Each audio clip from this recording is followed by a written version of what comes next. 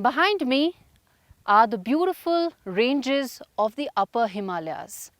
But these beautiful mountains have witnessed ugly clashes and violent skirmishes and are now the bone of contention between India and China. Eastern Ladakh is in fact where China wants to dominate India through unprovoked military aggression. Welcome to another episode of Inside She's China, the Great Game Plan. I am Gaurie Dwivedi, and in this episode, I will take you through the Chinese Communist Party's designs to dominate the world through military maneuvers and provocative posturing.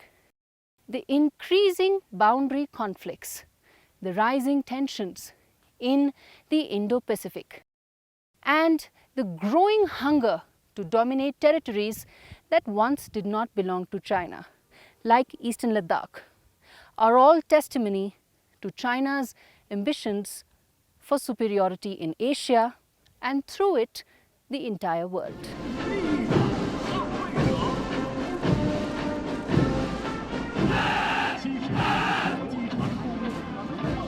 The premise of this aggression has been the evolution of the Chinese army in the last 2 decades.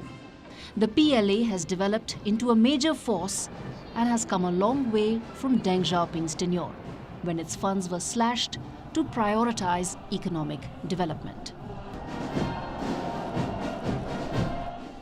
Defense spending in China has grown from $14 billion in 2000 to over $230 billion in 2022. What it lacks in combat experience, the Chinese have been trying to make up by pumping more into their defense expenditure. China's assertive military positioning on land is primarily driven by its quest to dominate India. The Khardungla Pass connects both China as well as its ally and friend Pakistan with India, and which is why it's a very important border patrol and control point for New Delhi. Post the 2020 clash between the Chinese and Indian soldiers, even in the most inclement weathers, this checkpoint and this region is being kept open.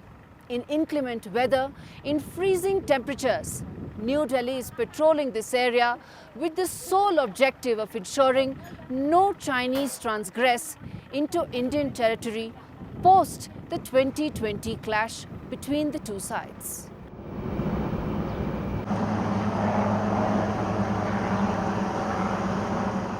Such has been the nature of the Sino-Indian relations since the deadly June 2020 Galwan Valley incident. The clash has become an inflection point in the bilateral journey of India and China, and their ties are now devoid of any trust and confidence.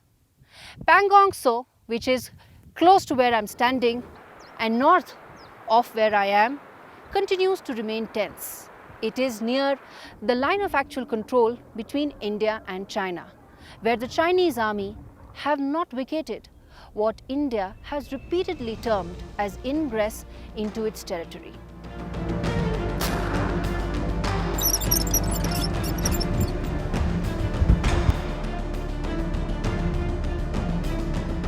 All the agreements between the two countries for maintaining peace and tranquility on the border are now actually have been violated by the Chinese and are null and void. And that is how this particular incident is different from earlier incidents. Also, I'd like to point out that, as you know, while there has been a disengagement of troops in certain parts of Eastern Ladakh, the troops continue to be at eyeball to eyeball situations in other parts of Eastern Ladakh. So, India-China relations have been very badly and negatively impacted since then. And in fact, they have deteriorated over the last 2 years, that this standoff in the military terms is continuing in Eastern Ladakh.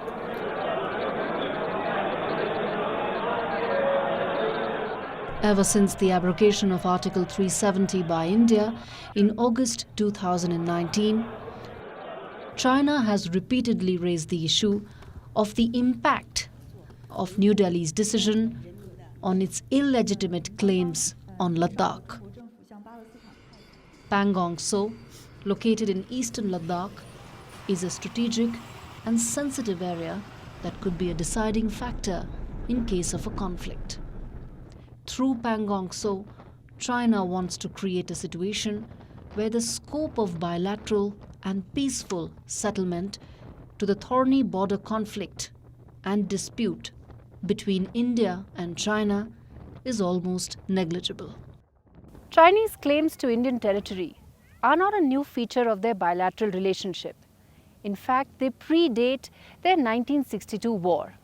But in the last decade, the frequency and the audacity of Chinese claims reflect the Communist Party of China's desperation to attempt to dominate its Himalayan neighbor. In keeping with its main goals, China also elevated its missile division, or the PLA Rocket Force, PLARF, into an independent service in 2015.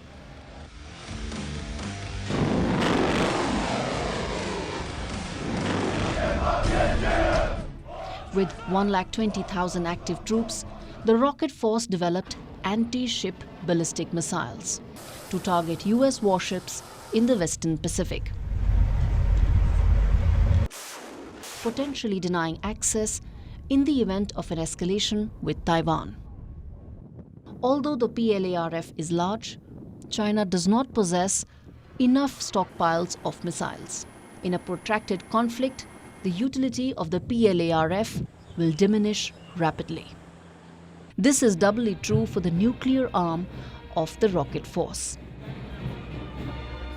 China simply does not have enough nuclear missiles to warrant a nuclear exchange. Though Chinese defense white papers of the last decade have stressed an escalate to de-escalate concept regarding nuclear employment. Such a strategy would involve using a very limited number of nuclear weapons, perhaps even only a single one, to force an opponent into negotiations, rather than a general nuclear conflagration. For the Chinese, such a strategy would mean to force negotiations with India over their vast and disputed border, termed as the line of actual control. Besides Ladakh, China has also been eyeing India's northeastern state of Arunachal Pradesh. Tawang, a city in Arunachal Pradesh, borders China, and here China has been regularly renaming border areas. It has created permanent positions in border villages to solidify its presence and put pressure on Delhi. But the shadow political battle that plays out in Arunachal Pradesh between India and China has the Kingdom of Bhutan as an affected party.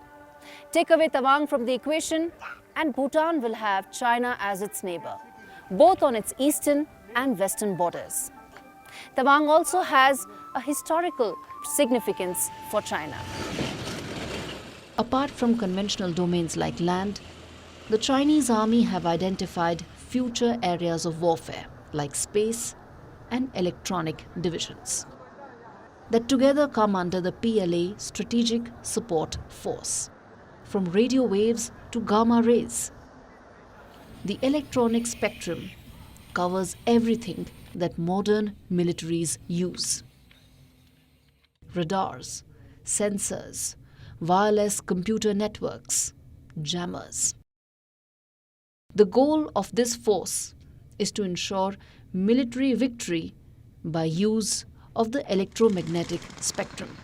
Given the rough terrain and inclement weather, domination of electromagnetic area would be significant at the line of actual control between China and India, on land, water, and even in space. India and China never shared boundaries till India accepted Tibet as a part of China. Even now, the social, cultural, and physical ties that India and Tibet share remains a cause of concern for China. The Changla Pass over here plays a very major role in connectivity of India with the Tibetan region, a region that has nothing in common with the Han Chinese.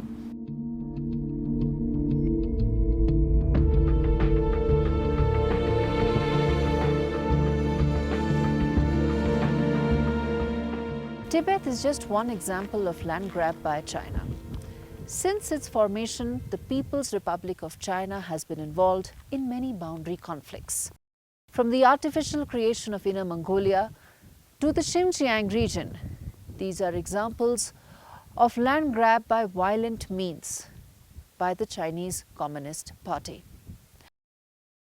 From General MacArthur in 1945 to Admiral Aquilino in 2022, the Pacific has always been an area of high priority for America. One where it has always been the most dominant power. And it is this very position that China is now eyeing. One for which it has played a long game. To displace America as the world's biggest superpower and dislodge India from emerging as a regional heavyweight. China has used every weapon in its arsenal, from economic warfare to building economic leverage over nations, to massive military spending, to provocative military posturing. To his people, Xi Jinping has justified these moves for the renaissance of China's golden age. To avenge the humiliating 100 years when Peking was attacked by many colonial powers and it lost prestige, power and territory. To Xi Jinping, these moves are at the core of turning China into a global power and him at its very center. Zhongguo, or Middle Kingdom, is what ancient China was known as. The then emperor considered China as the only civilized part of the world and therefore viewed other countries as either barbarians or savages. Despite economic progress, growth and prosperity, the Communist Party of China's worldview continues to be driven by this particular medieval mindset. And it is this desire to rule that dictates its military posturing and maneuvers in Asia and around the world. The Indo-Pacific is a vast maritime region with 24 nations in its ambit. With such a large number of stakeholders, China's actions in the last decade did not invite a concerted pushback, allowing the PLA Navy and its political master to make easy gains. Pursuing this strategy, China has built over a dozen disputed structures and continues to fester earlier disputes. The Senkaku Islands with Japan, the Paracel Islands with Vietnam, Scarborough Shoal with Philippines, and the Luconia Shoals with Malaysia are some examples.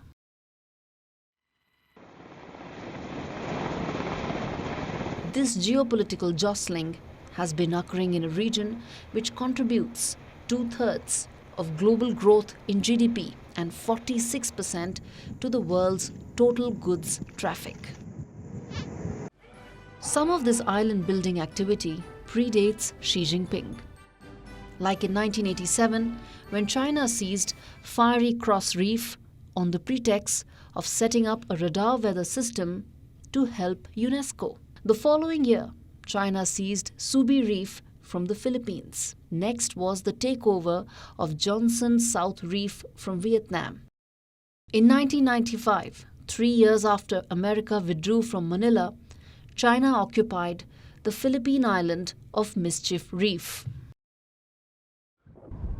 To some extent, China's expansive and advanced naval architecture in the South China Sea is a reaction to the events of 1996, when America established itself as the ultimate and only arbiter in the region. Since the end of the Third Taiwan Strait crisis, Beijing has worked to dismantle this power equation. More than 2 decades of record investments in its maritime capabilities, Beijing is now in a position to challenge America's ability to project naval power in international waters, particularly on vital trade routes.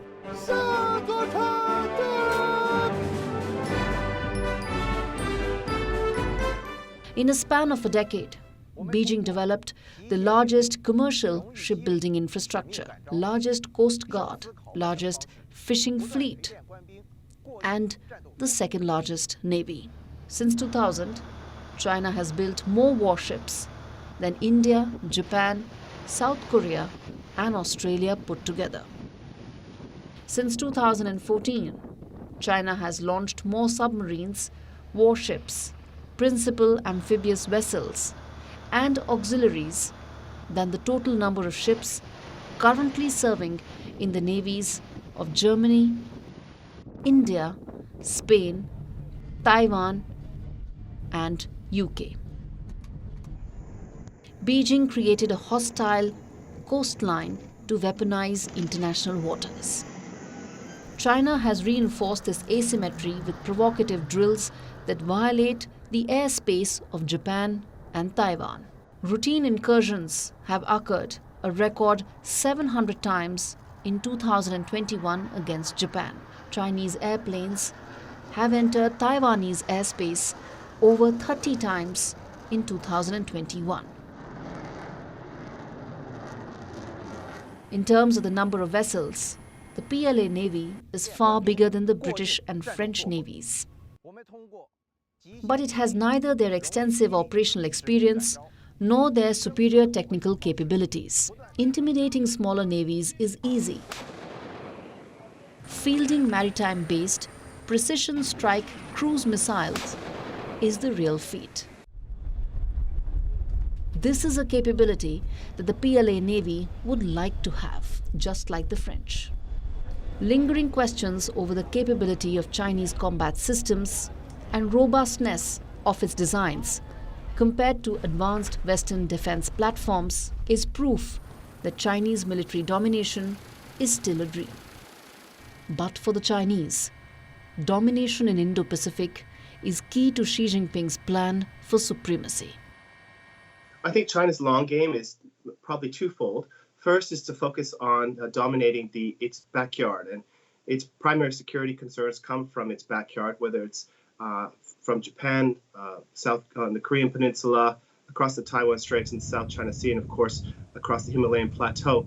China wants to dominate these spheres, and it wants to ensure that it is in a dominant military position, but most importantly, it wants to use its economy to create asymmetric dependencies on all the regional economies, so that again, the choices that they make will be based on what kind of economic coercion Beijing can apply to each of those capitals. Coinciding with its economic growth as China surpassed Japan to become the world's second largest economy, the Communist Party has intensified efforts to create a Sino-centric Asia. It issued new maps in 2009 and used them to infringe the territorial waters of its neighbors, particularly Manila. These maps were issued in response to a note verbal to United Nations Secretary General by China in New York, after Philippines raised the issue internationally. So, the Chinese issued new maps 60 years after its formation to claim more territory in the South China Sea. Perhaps the most distinctive aspect of China's South China Sea plan was to use its Coast Guard for claiming disputed waters. It was revamped from a civilian force meant for routine law enforcement to a national security agency with sweeping powers.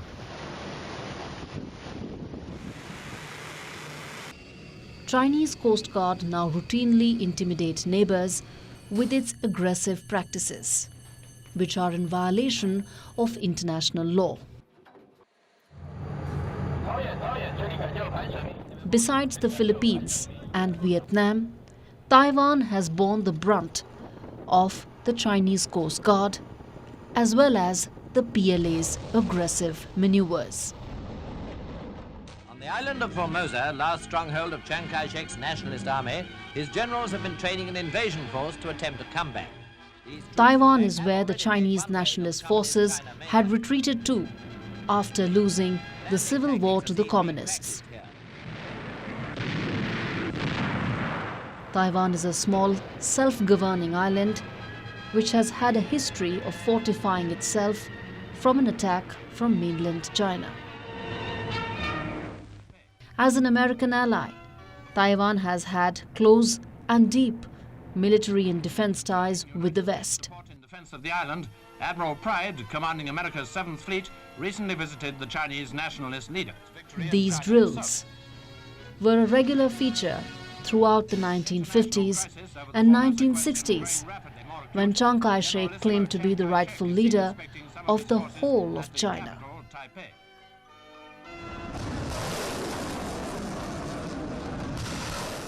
Just like in 2022, when tensions spiked in the Taiwan Strait after the visit of Nancy Pelosi, the Speaker of the US House of Representatives. The situation around the Taiwan Strait was tense after the Korean War in 1953, when military maneuvers were tested and Chinese provocative posturing was on regular display. As China's nearest maritime neighbor, Taiwan poses a particularly vexed problem for the world. Seen as a breakaway faction, Taipei's first president, General Chiang Kai-shek, sought reunification with the mainland. Since then, Taiwan's politics and people have changed and now seek to remain independent and no longer seek reunification. A tense Taiwan Strait impacts a large part of the Indo-Pacific. As one of the world's busiest sea routes, annual goods traffic in this region is $3.4 trillion. China hopes its military capability will affect the flow of trade and cause huge economic disruptions. Posing a challenge to this plan is India's Andaman and Nicobar Islands, located just 1,000 kilometers from the Strait of Malacca, where the bulk of the sea trade passes. These islands give New Delhi a unique location in the Indian Ocean and a vantage point to cause disruptions in case of a conflict that China begins. Ancient China faced threats from nomadic tribes like the Mongols, the Kyrgyz, the Uyghurs, amongst many others. These tribes were able to enter the Chinese territory through the Mongolian steppe. And the Great Wall of China was a fortress to protect the boundaries of ancient China, to ensure these tribes would not enter the Chinese territory. Since then, the kingdom has expanded. Centuries of violent takeover has seen China being much bigger than what ancient China was, which operated largely within the walls. People of China should be asking the Communist Party and their president that which ancient China and which Middle Kingdom are they trying to recreate through their policy and doctrine of smash and grab. The Middle Kingdom and ancient China was inside the Great Walls, not looking for more violent takeovers over other territories.